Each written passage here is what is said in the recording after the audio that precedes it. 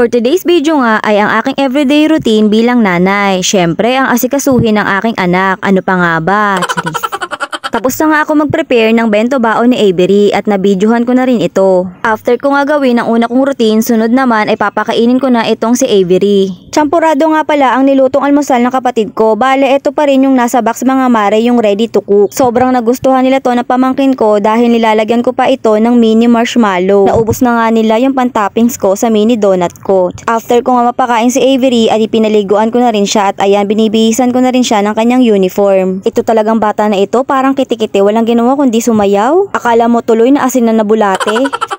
Ang likot-likot, hindi ko tuloy maisuot ng maayos ang kanyang uniform. Hindi ko alam sa bata na ito bakit macho, ang lakas kasi kumain. Malapit na tuloy na hindi magkasya ang kanyang uniform, pasaway. Tignan nyo naman ang itsura, may pawaki face pa nga. Sabi ko nga dito kay Avery ay tigilan na ang pagsayo at paglikot dahil nahihirapan akong ibitonis ang kanyang uniform. At wala pa rin talaga siyang tigil at may pakaway-kaway pa nga siya dito sa video na ginagawa ko. Kaya ako eto, hirap na sa pagbubotonis at paglagay ng belt sa kanyang uniform. After 48 years nga ng pagsuot ko ng uniform dito sa batang ito, ayan, susuklayan ko naman itong si Avery. After ko nga asikasuhin itong bulilit na ito ay ako naman ang mag-aayos at magpapalit ng damit para ihatid sila ng pamangkin ko sa kanilang school.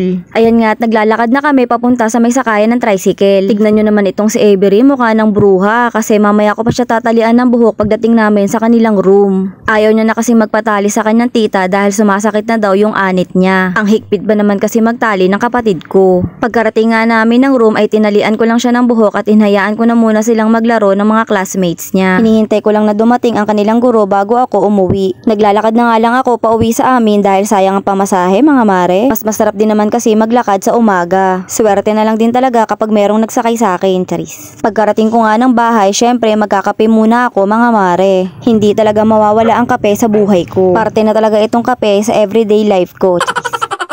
At syempre, habang nagkakape nga ako, ay makikipag-engage muna ako sa mga komamis ko na content creator. Pagkatapos ko nga mag-siesta dito, syempre magtatrabaho na ako. Ano pa nga ba, magbo-voice over na ako mga mare, charis. Tignan nyo naman si mother, tamang kape lang din dun sa kusina namin. Fast forward na nga mga mare, after ko nga mag-voice over, eto, inaya na ako ni mother na kumain. Nagluto na lang daw kasi siya ng itlog at ng spicy noodles. Ito lang ang ulam namin sa pananghalian dahil alam nyo naman, wala na muna akong cooking session ngayon. Dalawa nga lang pala ulit kami ni mother ang kakain dahil yung kapatid ko ay nagpunta na naman sa BIR. Sunod ay ako naman ang pupunta doon dahil ako ay may aasikasuhin din. Sana naman matapos na namin itong inaasikaso namin ng kapatid ko para naman maging maayos na ang buhay namin. Charis. Ano ba itong si mother? Pinapipili pa ako ng itlog kung ano daw sa akin.